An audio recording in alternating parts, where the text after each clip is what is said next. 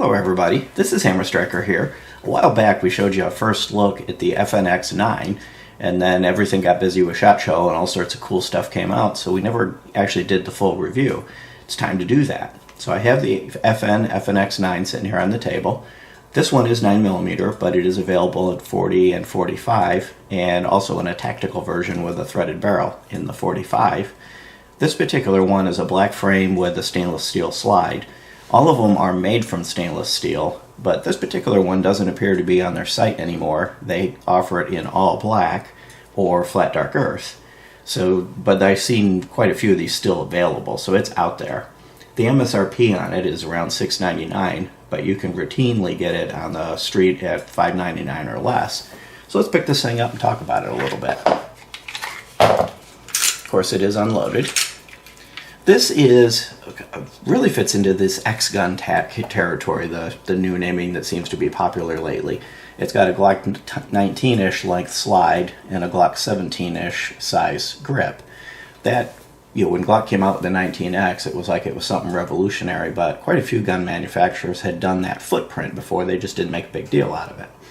So it's 7.4 inches long, 5.45 tall, with the flush magazine, and it's 1.55 inch thick, so it is a little bit on the thick side, but it's not huge, but it's not as thin as some of the more polymer wonders that are currently available. The magazines are 17 round. They're nice steel magazines, they're coated, and they're just really well done, nice magazine. It comes with 3 of them, and right out of the box it comes with 3, and it also has 2 replaceable back straps that come with it. So you can customize the grip to fit your hand. It does have nice texturing all the way around. It's aggressive enough for the gun to stay in your hand, but it's not aggressive enough to hurt you in any way. It's not going to tear you up or abrade your skin. And it's got a nice deep beaver tail, so that the chances of you getting hammer bit are very, very low. Even if you've got large hands, there's quite a bit of gap between you and the hammer to prevent hammer bite. It does have a 4-inch barrel, and it weighs 21.9 ounces, so it's not an overly heavy gun. Some of the other ergonomic features, you notice there's a nice undercut under the trigger. It does have some texturing at the front, if you like to put your finger there. And it has a Picatinny rail, and it's got 4 slots, so you're not going to have any trouble whatsoever getting your whatever toy it is that you want to hang from the front of it properly installed. It has a decocker and a safety, so if I push down on it, it decocks. If I push up on it, it's safe. In the safe position, I can carry it hammer down, or I can carry it cocked and locked. In either way, it's safe. And with the decocker, it simply decocks it, and if I don't push it back up to put it in the safe position, it is now hammered down but ready to go. And of course it has the internal drop safeties. So the cool thing about this gun is whatever format you prefer, cocked and locked, hammered down and safe, hammered down without the safety on but still safe, you can carry this gun however you want. It's a true DASA in all of its glory. And it's ambidextrous. Both the slide stop, slide release, as well as the safety decocker are ambidextrous. So that whichever way your hands go, you're going to be able to use it. Even the mag release. So it really is a very versatile gun.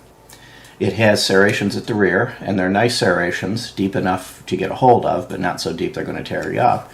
And of course it has front serrations, making it very easy to do press checks. On the other side, it's got an external extractor, which also is a loaded chamber indicator. So really a feature-rich gun. The sights on this are actually nice sights. It comes with either these 3-dot sights you see right here, or you can get it with 3-dot night sights. The only thing that I've found is the front sight, see if I can get the front sight to focus, is a big dot, which is kind of nice. It's a very bright, easy to see sight. I did have a little bit of hard time pulling nice groups with this, partially because the gap, it doesn't really end up leaving a large gap. So I'm not going to say they're bad sights at all, but what I did is I had a hard time finding that gap, left to right, where is the centering of the sight. So I had to work a little harder to pull tight groups with it, but by no stretch of the imagination would I call them bad sights at all. And they are dovetailed, so if you wanted to replace them with something like a fiber optic, or if you got the one with regular sights and you wanted night sights, it's easy enough to swap them out so that you can have it whichever way it is you want it. And by the way, this is available in a 10-round version for those of you who are in states with those draconian limitations. This one is a 17-round, but you can get it with a 10-round version. So that should make it available in more places than some other guns might be. So let's talk about the trigger. We do have an unloaded gun, of course. And right now I have it in single action mode.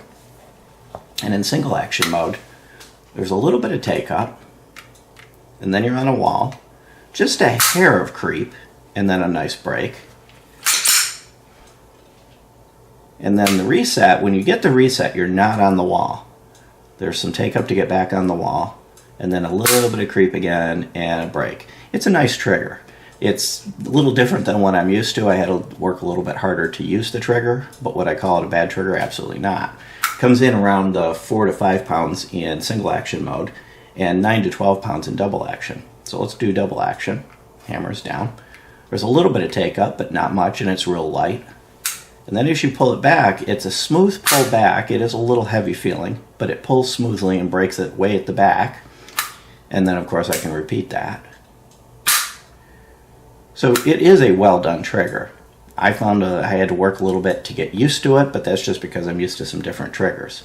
One other thing I noticed the trigger does, and I don't think this is a defect or a problem at all, but when it's cycled and you first touch the trigger, it kind of clicks a little bit and then locks in place, and then it doesn't go forward again.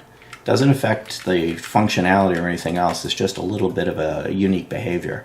It didn't cause a problem with the range. I don't believe there's any functional issue with it, but I'm not necessarily sure that it actually does anything as far as changing the behavior of the trigger, or, like on the P99 has that anti-stress trigger where it actually changes the point that it comes back out to.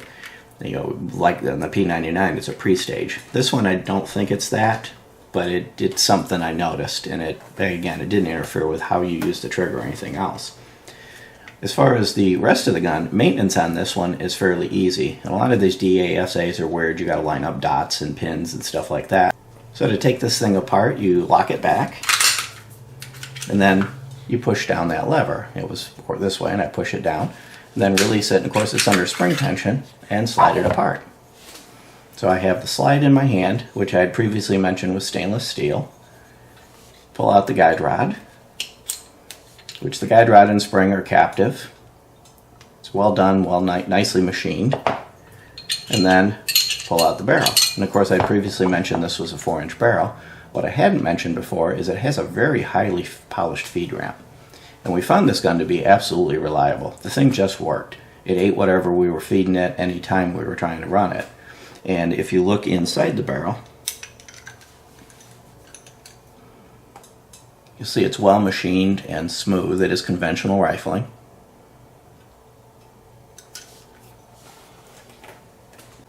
So let's go ahead and set the barrel aside. Talk about the slide. There's the plunger for the drop safety, so this is a drop safe weapon. And the slide is well machined. It has nice deep grooves for the slide guides.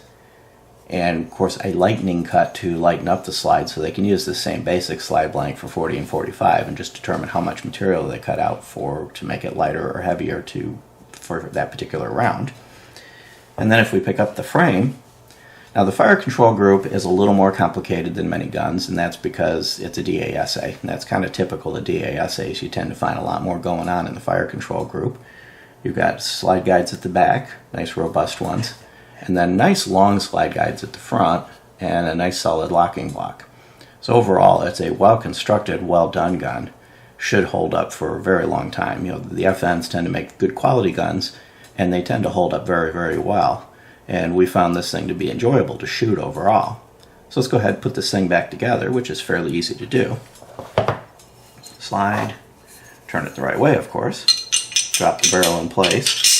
Now, I failed to mention previously, this is a steel guide rod, and it just drops in place. Quick thumb to make sure it's centered, and slide it together, lock it back, flick the lever up, and you're back in business. So not only is it easy to shoot at the range, easy to live with from a maintenance standpoint, it's a well-constructed gun.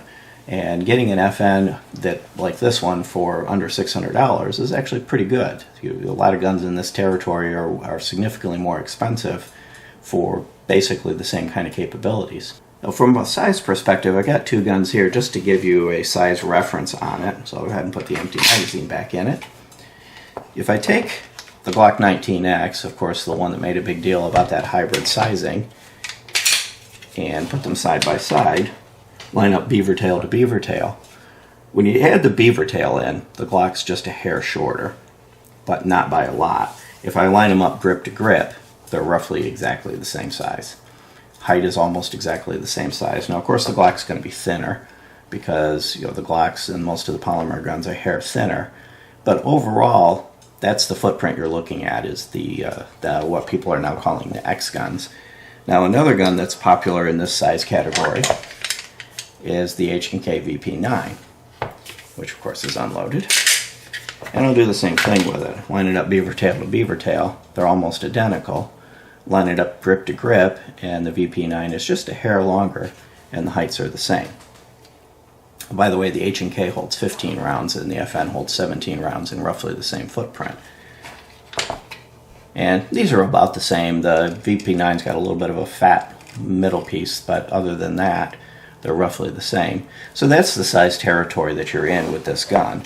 It's able to be carried, but with a little bit longer grip, it's going to be a little harder to hide that grip. So especially if you're carrying, inside the waistband on the side or something like that, you may have to work a little bit to put the grip out of sight.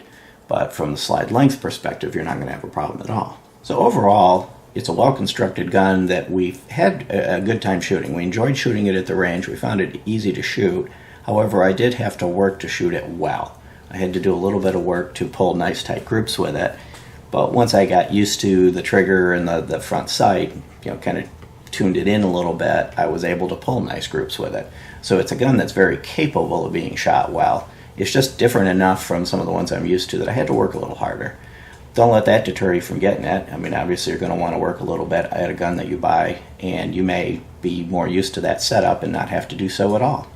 Beyond that, if you like our videos, please give us a thumbs up, share, subscribe, check us out on Facebook and Patreon, and have a great day. Thank you.